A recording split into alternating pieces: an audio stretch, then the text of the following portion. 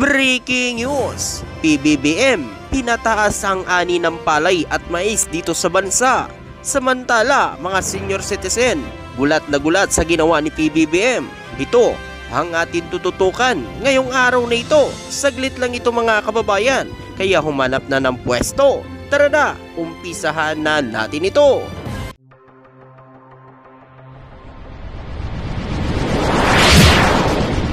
Trupang Hilonggo, Please subscribe and like. and share. Ayan, so magandang araw po mga kababayan.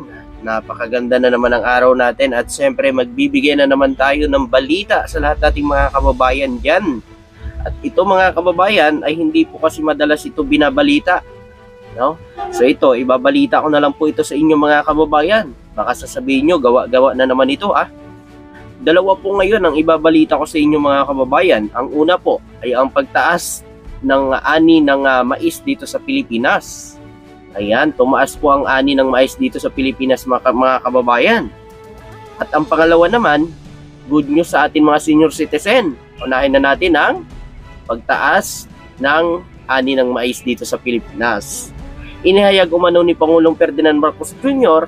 ang pagtaas ng 5.9% ng production ng mais dito sa bansa. At ayon pa sa ating mahal na Pangulong Bongbong Marcos, ang mataas na ani ng mais sa kabila ng patuloy na El Nino at phenomenon, nagsasagawa umano ng pagpupulong si Pangulong Ferdinand Marcos Jr. sa palasyo kasama umano sina National Irrigation at Administration Administrator Eduardo Guillen, sa Department of Science at Technology Secretary Renato Suljom Jr. at ilang pang opisyal ng gobyerno. So ito mga kababayan, so makikita natin ang ginagawa ngayon nila, talagang pinag-aaralan po ng paano mapapalakas ang production ng mais dito sa bansa.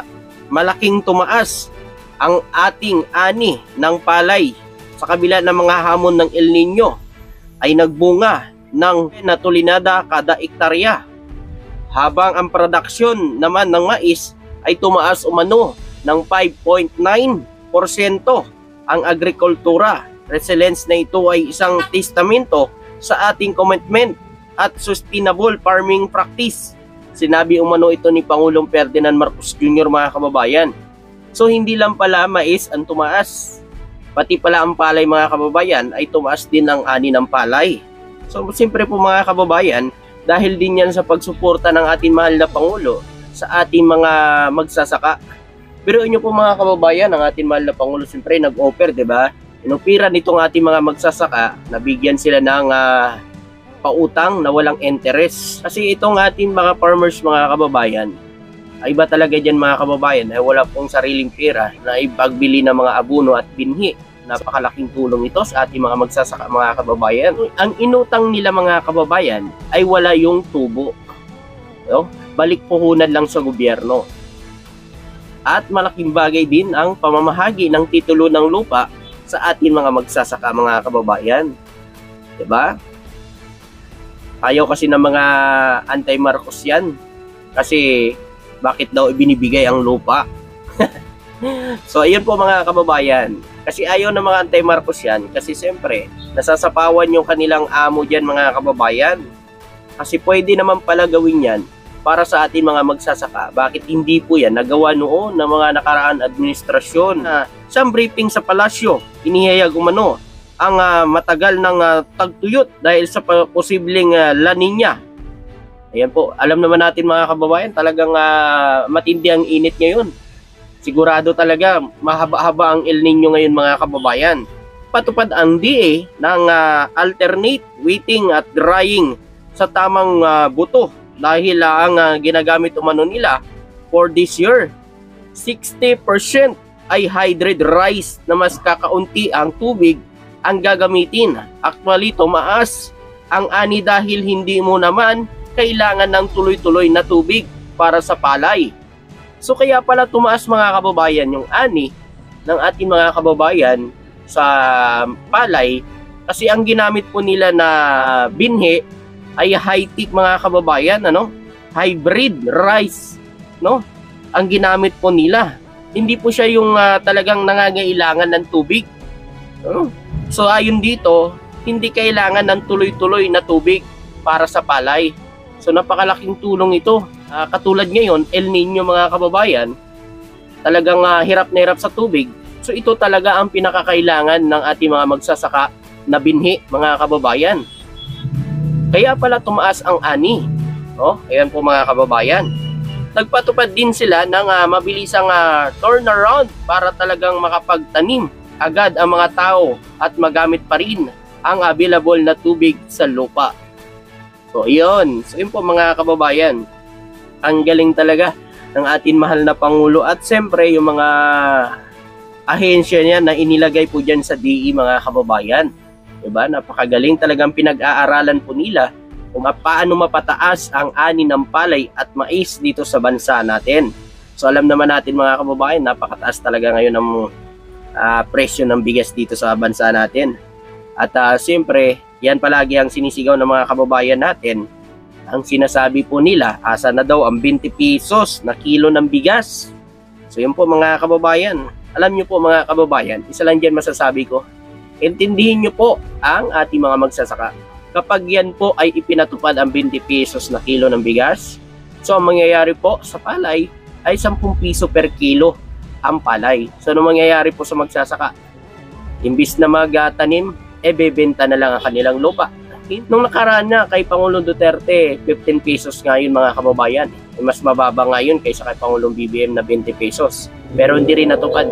Kasi kahit sino naman presidente nangako talaga yan. Nagsabi talaga na ibaba ang presyo ng bigas. Pero hindi naman talaga natupad. Kasi minsan mga kababayan, nagkakulang sa pag-harvest ng palay. Minsan dinadaanan pa ng sakuna.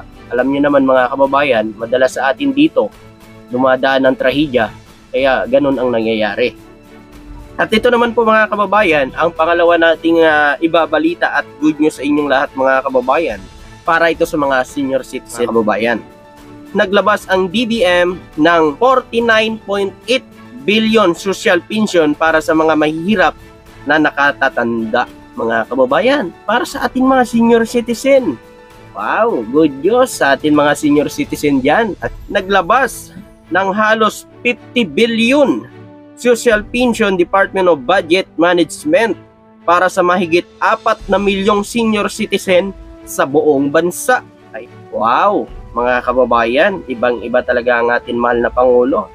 Iba talaga, para talaga sa mga mamamayang Pilipino ang kanyang ginagawa ngayon. At ayon pa dito mga kababayan, di ba, mga nakaraan lamang ay nagpatupad din si Pangulong Ferdinand Marcos Jr. ng discount para sa atin mga senior citizen. 500 pesos kada buwan ang discount sa atin mga senior citizen. Hindi nyo ba alam, napakalaking tulong yun mga kababayan sa pagbili lang ng gamot ng mga kababayan nating mga senior citizen. Ayaw nyo ba yan? Siyempre ayaw ng mga anti-Marcos yan kasi hindi nagawa dati ng kanilang amo yan.